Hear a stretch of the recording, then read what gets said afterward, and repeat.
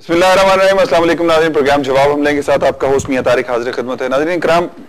एक दिन पहले यानी कि 17 रमजानुल मुबारक को, यानी आज ही का दिन था, लेकिन अब चूंकि रमजानुल मुबारक की 18 तारीख हो चुकी है, लेकिन दो चीजें बड़े अहम वाकयात थे। ये दो दिन बड़ा अहम है इस्लामी तारीख का, तो मैं थोड़ा सा रिमाइंड करवाने के लिए, आपको सिर्फ याद कराने के लिए कि आज 17 रमजानुल मुबारक जो था, यौम बदर भी था और यौम अम्मा आयशा रज़ियल्लाहु तआला अन्हा भी था। यौम बदर इस हवाले से कि इस्लाम की पहली वो फतह जो कि कसम पुरसी की हालत में 313 मुजाहिदीन के साथ नबी करीम सल्लल्लाहु अलैहि वसल्लम की क़यादत में लड़ी गई और उस जंग में फतह और नुसरत मुसलमानों का मुकद्दर हुई। उसके बाद मुसलमानों ने, नबी करीम सल्लल्लाहु अलैहि वसल्लम ने जो जिंदगी मदीने में गुजारी, उसमें 72 जंगें लड़ी गई। पहली जंग बदर थी और उसके बाद टोटल 72 जंगें लड़ी, जिसके बाद इस्लाम का बोलबाला हुआ और फतह मक्का नसीब हुआ और नबी करीम सल्लल्लाहु अलैहि वसल्लम ने अल्लाह के दीन को दुनिया पर गालिब किया और जिसके नतीजे में यह हुआ कि एक आफाकी दीन जो है वो दुनिया के सामने आया। यौम अम्मा आयशा रज़ियल्लाहु तआला अन्हा के हवाले से एक चीज बता दूं कि हमारे पास जो दीन इस वक्त मौजूद है उसका 1/3 जो है अम्मा आयशा रज़ियल्लाहु तआला अन्हा का मरहून मिन्नत है। कुरान पाक में वो जमम की आयात हो या उनकी बरात के हवाले से आयात हो, कुरान पाक में वो वाहिद खातून है जिनका जिक्र अल्लाह ताला ने उनकी पाकीज़गी और तहारत के हवाले से किया है, जिनके बारे में अल्लाह ताला ने ये तक कह दिया कि नेक लोग जो होते हैं नेक लोगों के लिए होते हैं और पाक लोग पाक लोगों के लिए होते हैं। तो ये सारी वो चीजें हैं कि जिनका हम पर इतना बड़ा एहसान है कि आज हम जो दीन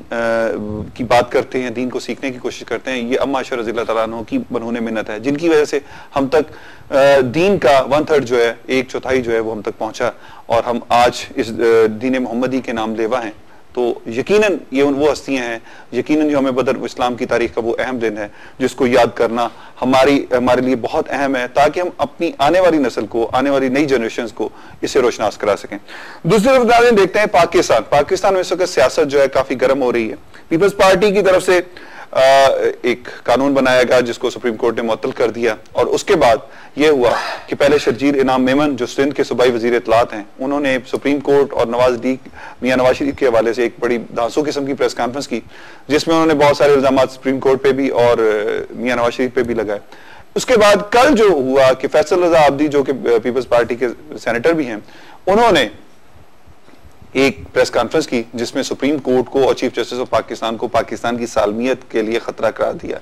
पीपल्स पार्टी ने दो चीजें आज इकदाम किए इस प्रेस कॉन्फ्रेंस के बाद। एक तो फैसल रजा आब्दी के इस जो प्रेस कॉन्फ्रेंस है उस पर उसे शोकॉज नोटिस जारी किया और दूसरा अभी थोड़ी देर पहले की एक ब्रेकिंग न्यूज जो है वो ये है कि फैसल रजा आब्दी के ऐवान सदर पद में दाखिले पर पाबंदी आयद कर दी गई है और उनकी पब्लिक मकामात पर इस तरह जाके गुफ्तगू जो है उसका भी नोटिस लिया गया है, ताकि फैसल रजा आब्दी साहब की जो गुफ्तगू है उसकी वजह से पाकिस्तान में अदलिया और जो इदारों के दरमियान एक ताल्लुकात खराब होने की वो बात है वो ना हो सके। नाज़रीन, दो चीजें मैं आपको बताता चलूं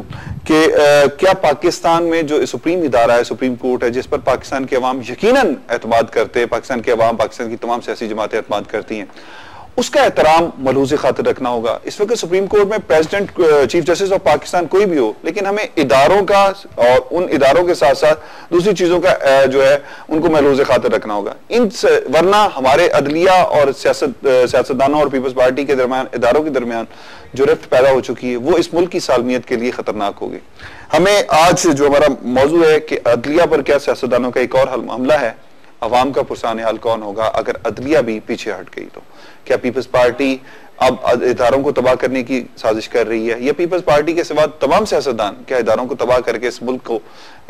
तोड़ने की साजिश कर रहे हैं? हमें इस पर गौर करना होगा। मेरे साथ इस वक्त मौजूद है, सबसे पहले मौजूद हैं जनाब कादिर खान मंदोखेल साहब, पाकिस्तान मुस्लिम लीग नवाज के सीनियर रहनुमा हैं, और इनके साथ तशरीफ रखते हैं जनाब इम्तियाज खान फारहान साहब, सीनियर सहाफ़ी और तजियाकार हैं,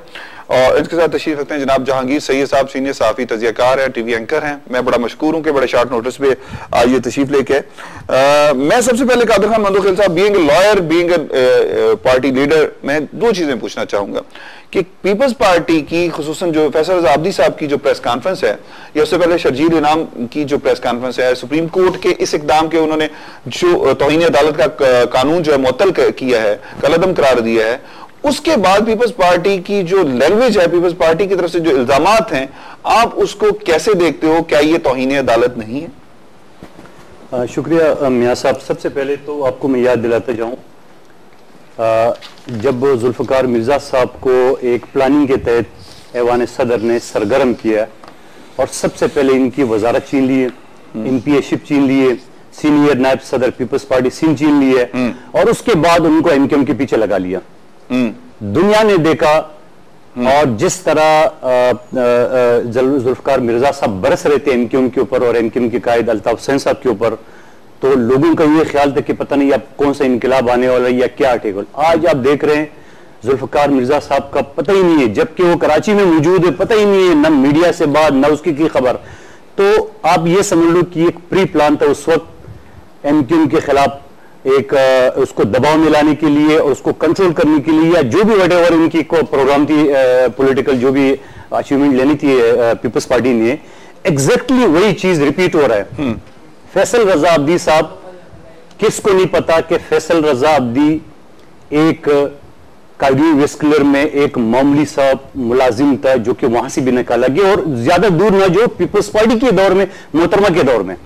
और उसके बाद वो फैसल रजा अब्दी इतना एकदम उठ के चले गए कि वो सदर मोहतरम के वो खास बन गए, सेनेटर बन गए, कराची का सदर बने और पूरे ऐवान सदर को कंट्रोल करा था। लेकिन फिर आपने देखा कि अचानक उनसे वो वहां वो ऐवान सदर का ओहदा भी ले लिया, कराची की सदारत से भी हटा लिए, और अचानक फिर उसी तरह जुल्फकार मिर्जा की जो एक रिहर्सल पहले जो है वो कही गई है, वहां उनको फिर भी डाल गया है, और चीफ जस्टिस के खिलाफ। तो जनाब मैं आपको यह भी बता दें चलूं कि जो न्यूज आई है कि पीपल्स पार्टी ने शोकाज इशू की है। शोकाज क्या होता है? शोकाज तो वो होता है जहां कमेटी से भी निकाल दिया पार्टी। नहीं, जो ये सारी प्लानिंग है, मैं बिल्कुल नहीं मानता इस बात को। ये वही जुल्फकार मिर्जा साहब की जो स्टोरी चली थी उसकी तसलसल है, एक कहानी है। आप मुझे बताओ शोकाज क्या होता है? शोकाज उस वक्त दिया जाता है जब एक कंफ्यूजन हो, जब दो पार्टी लीडरान के बीच में या पार्टी किसी लीडर की तरफ से कोई इस तरह गलत नहीं हो, और शोकाज दिया जाता है कि आप जवाब दें विद इन इतने डेज, और ताकि पार्टी अगर मुतमिन नहीं। यहां तो बकायदा मीडिया ने दिखाया गया, पूरे मीडिया की वीडियो सारी चीज, यानी पूरे गवर्नमेंट के पैमरान के अंडर में, और सेनेटर की कुर्सी बैठा हुआ है। क्यों? और अभी जो आप फरमा रहे हैं कि ऐवान सदर पाबंदी, ये सारा ड्रामा है, कुछ नहीं। ये पीपल्स पार्टी का एक जो ये मौजूदा जो कंटेम्प्ट बिल उसको खत्म किए, उन्होंने क्या किया, किसी वजीर से नहीं, बल्कि मैं कहता हूं सबसे पहले तो उनसे इस्तीफा लो। आप कह दें कि आप पीपल्स पार्टी के सेनेटर, आप रिजाइन कर दें, और उसके बाद और ये सारा एक तसलसल है सुप्रीम कोर्ट को